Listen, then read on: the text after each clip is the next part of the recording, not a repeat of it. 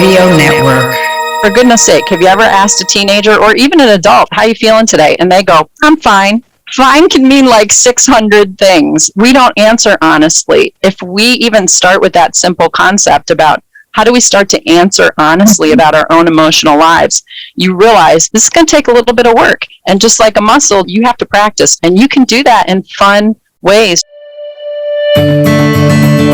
Welcome to SEL in Action Podcast. I'm your host, Jorge Valenzuela, and this is episode 3. As we discussed in a previous episode with Dr. Sarah Thomas, SEL is not just for young people, it's also for the adults. So just to recap what we discussed with Dr. Thomas, educators will need to understand the basics of emotional intelligence by doing the self-work required to understand, number one, how emotions work and how they impact the mind, body, and behavior. Number 2, how to recognize and label the emotions we experience on a daily basis. And 3, learn to manage them effectively.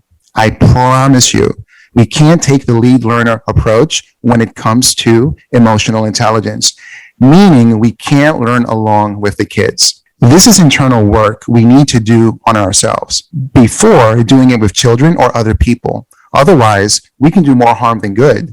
So today, I'm chatting with Myla Lee and second, Jen Perry, who can help us figure out where to get started in the process. Welcome to the show, ladies. What are some good norms that either a staff or a small grade level PLC at a school should establish for doing SEL work? And why can't we just take care of our own classrooms? Jen? I like starting with that second question first. You know, for me, if we wait for students or we just take care of our own classroom, then we're not aware of the things that we need to stay out of our own emotion brain. And that's our work.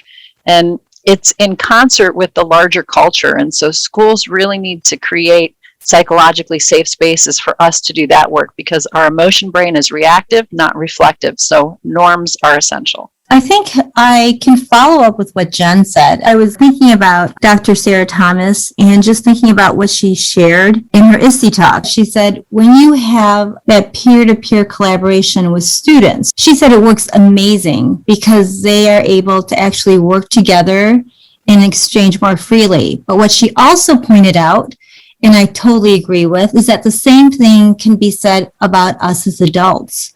Because whenever we get together and we have conversations, you don't have just one brain on the problem.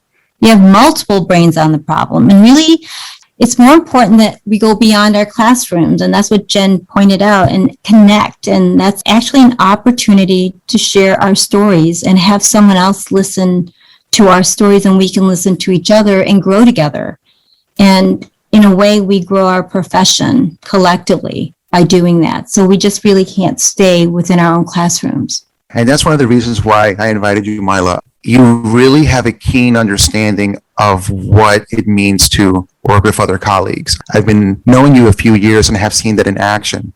And one of the things that really strikes me is that we are siloed in our classrooms, but the kids aren't siloed. They get to see each of us, especially at a grade level. So what are some shared agreements for SEL? And should we encourage educators in our PLCs in also helping creating them? In terms of shared agreements, first of all, I like that term better than norms because of even just the word shared, because it is something that it goes beyond ourselves.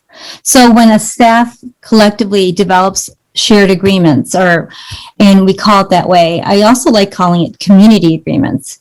I think it's important that those shared agreements don't become wallpaper. I say that because you see staff, they might say, we'll create shared agreements, and then they'll write it all up and it's up on the wall and you never go back to it. They're actually living agreements, like we're living people. And as a community, we need to go back to evaluate, refine, and recreate because we're always changing too, and so does our journey as individuals and as a collective group. So we need to always go back to them periodically and ask ourselves, do these agreements represent all of our voices? Because we're always changing. And to answer some good ones that I've actually come across, I mean, like I said, it depends on where your staff is at in terms of the culture and what they bring to it.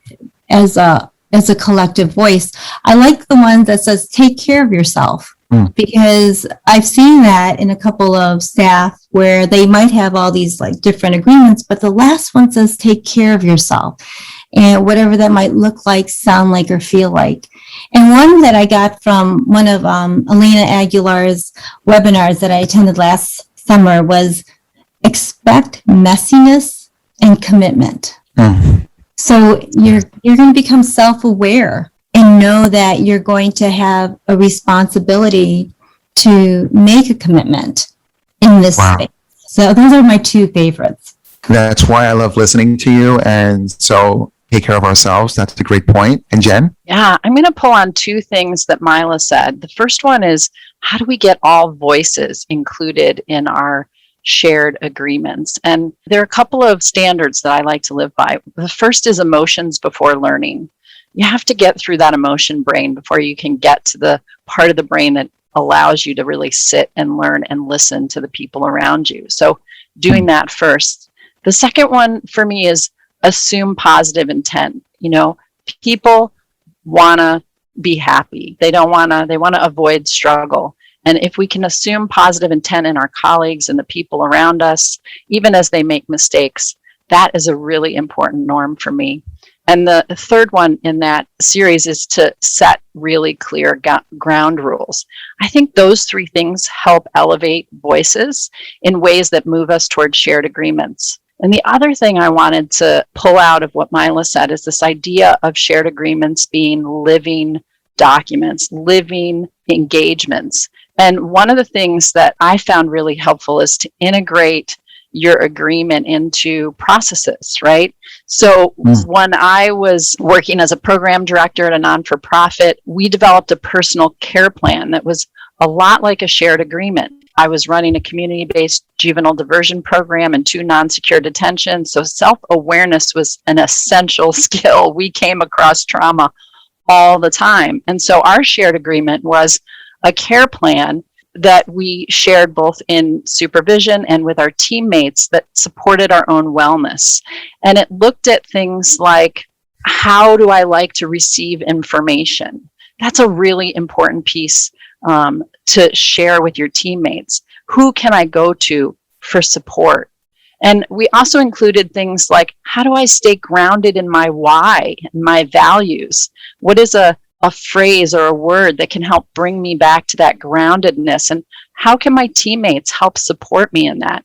And at Edmentum, we've used this plan as well through some internal self-care trainings, particularly during 2020 with all the emotions and things flying around. This has been really essential in terms of norm setting and shared agreements.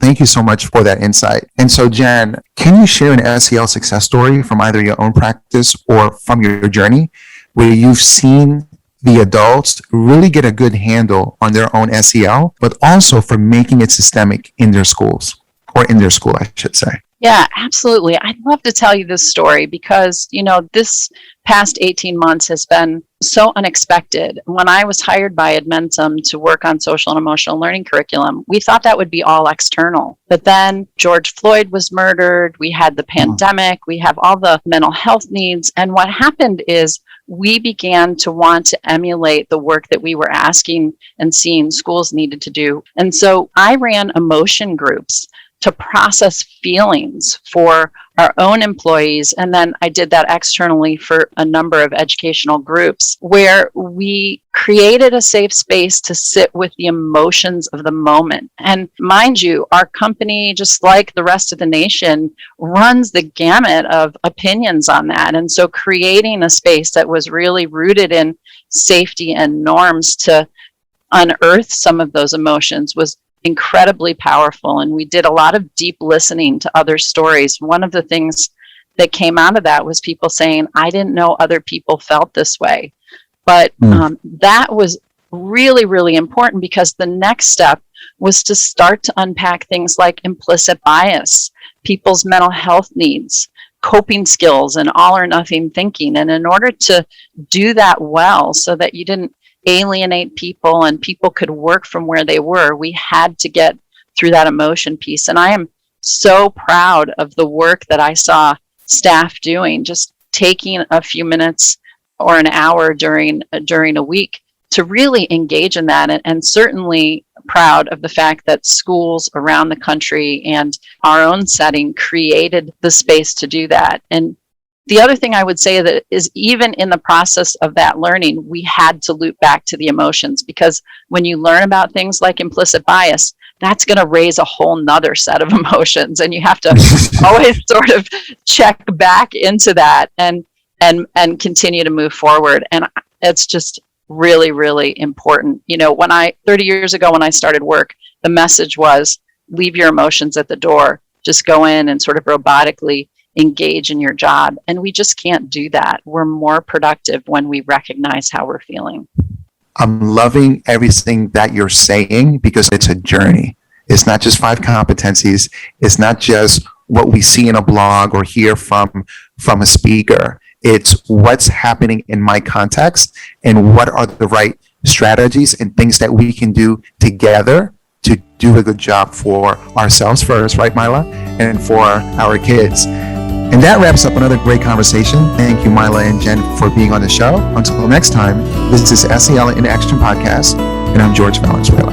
This program is produced by Accretive Media for the BAM Radio Network. Thanks for listening.